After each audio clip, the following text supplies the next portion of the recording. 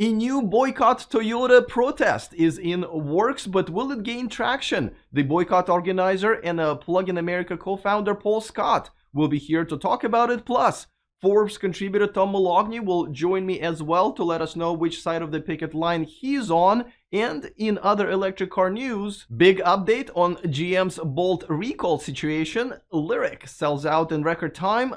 Ford's recall is full of irony. Elon Musk denies any Tesla plans in Russia, and my hair is attacked by a grumpy comment of the week. All of this is coming up next.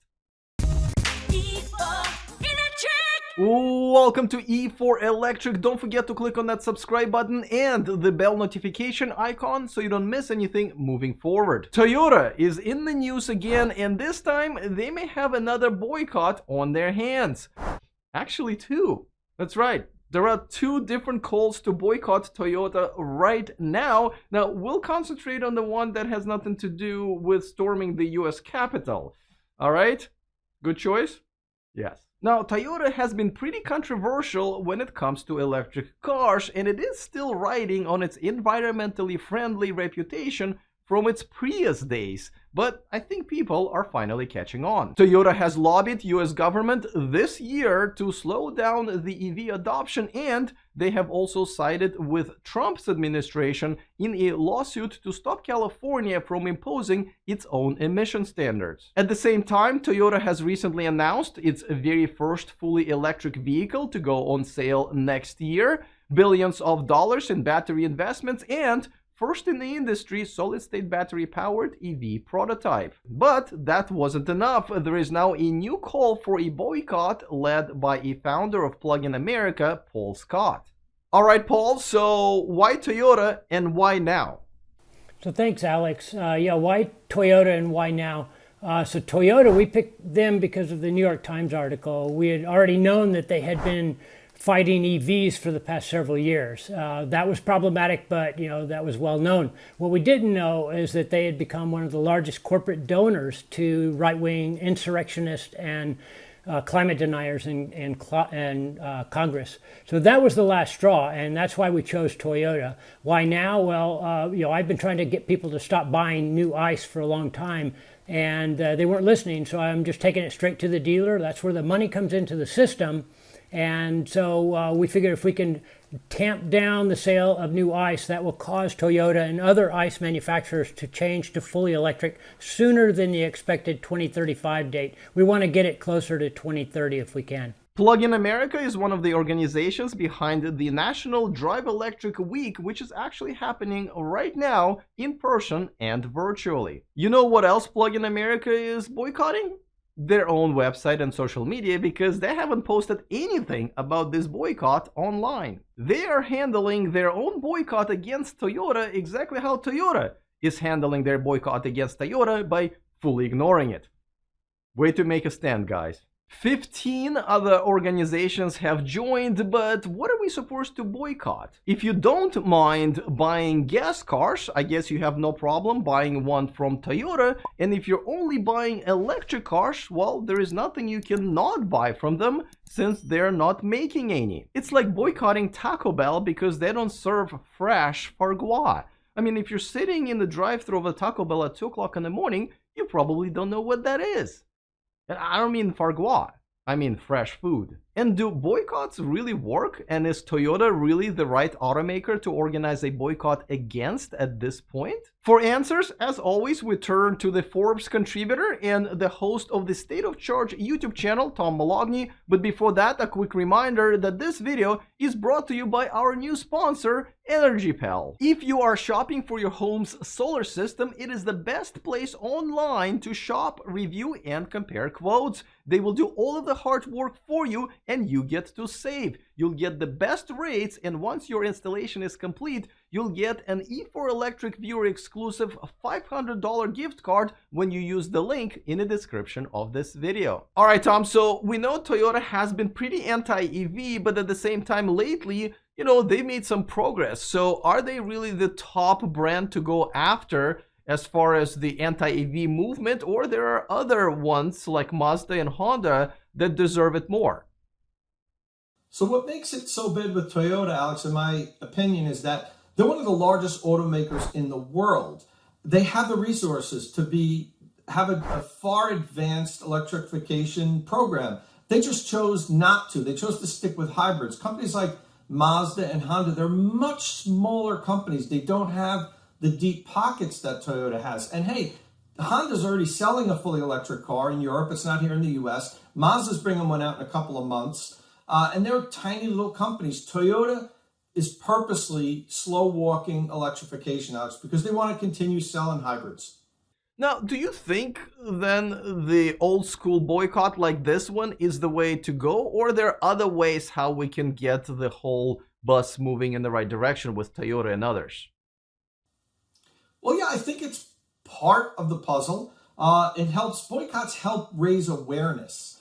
Some people might just not be paying attention or not really realize how Toyota really has been slow walking electrification. They were an early adopter with hybrids, and I think people still have this impression that Toyota is good with electric vehicles. But when you really look at it, they really aren't. And the company's been doing a lot around the world to try to slow down electrification. Now, I know you yourself has owned 6 Toyotas and you own one right now.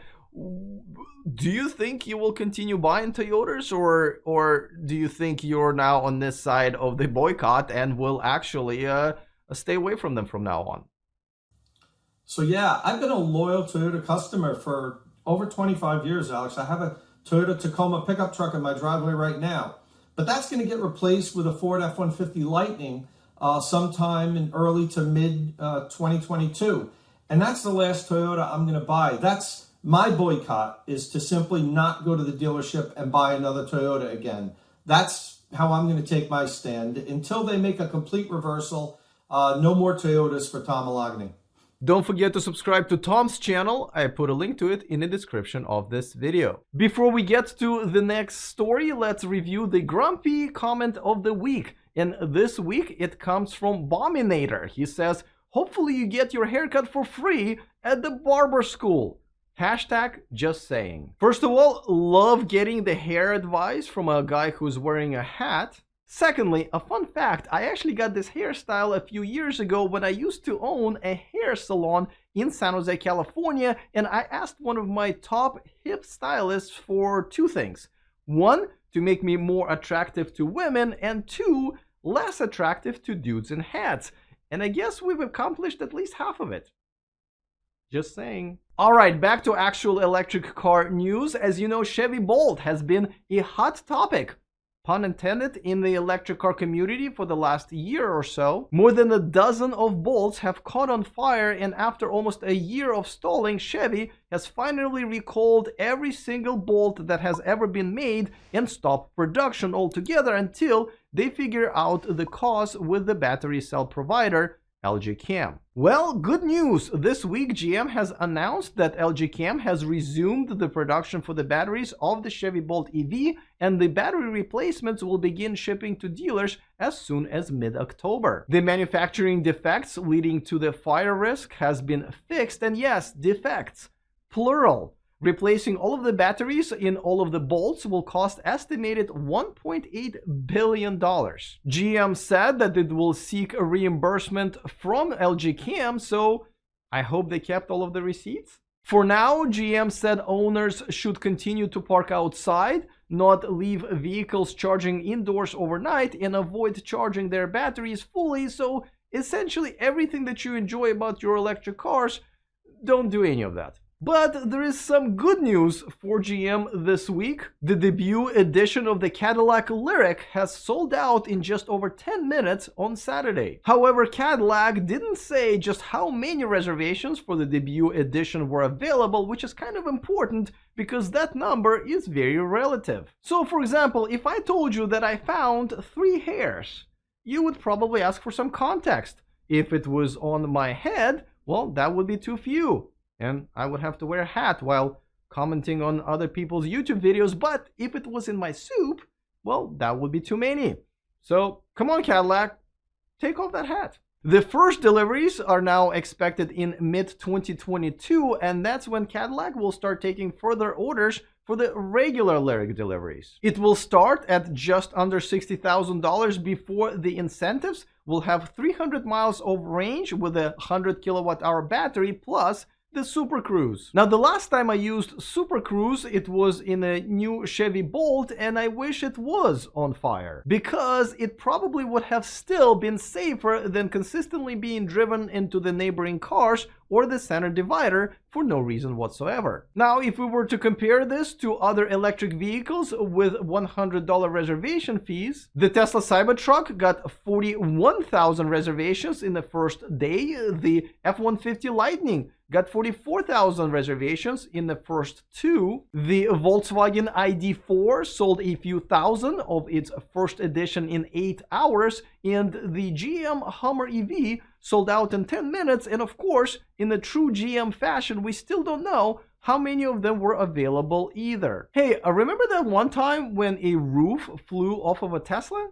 Well, Darren Palmer does. He is the guy in charge of electric cars at Ford, and at that time he made fun of it, and in his interview with Autoblog bragged about how Mustang Mach-E doesn't have all these problems and how their roofs are securely attached to their cars. Well, apparently not all of them. Ford has just issued a recall of 5,000 Mustang Mach-E's in Canada over a risk of, and I'm not making this up, the glass roof and windshield potentially coming loose and falling off. I really wish this news story was narrated by Alanis Morissette, because it is ironic, I do think.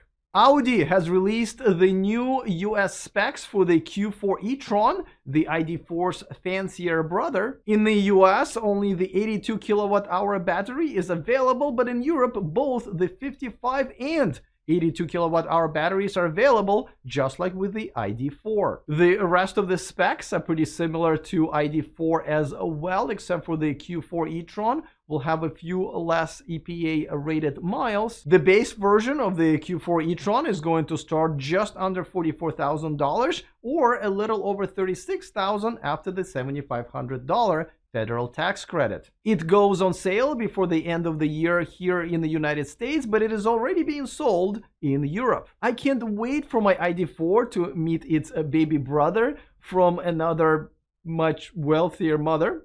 Russian media has reported this week that Tesla was set to build their new Gigafactory in Russia. Here's one of the articles, and I know I can probably put anything in here as long as there's a picture of Tesla and a couple of reverse R's and N's, but this really is it. Or is it?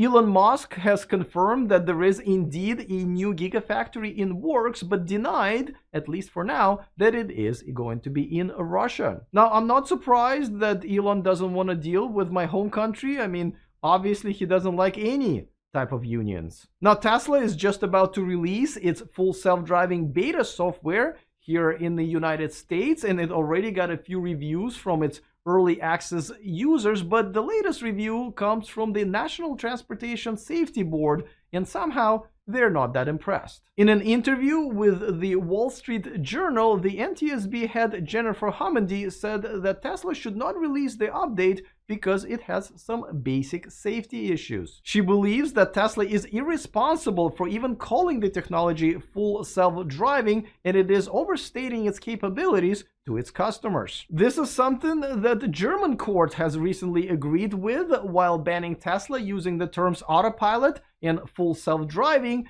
Similar efforts are on the way here in the United States as well. On top of that, Tesla's autopilot is also currently under a federal investigation by the US National Highway Traffic Safety Administration. That's the agency that can actually enforce the regulations, while NTSB can only make recommendations. Don't forget to join me for my weekly subscriber hangout live stream. This time it's going to be on Monday at 1 p.m. Pacific time. Don't forget to click on that little reminder in the announcement section of my homepage. All right, looking forward to all of your comments. Other than that, see you guys next time, and remember to stay charged.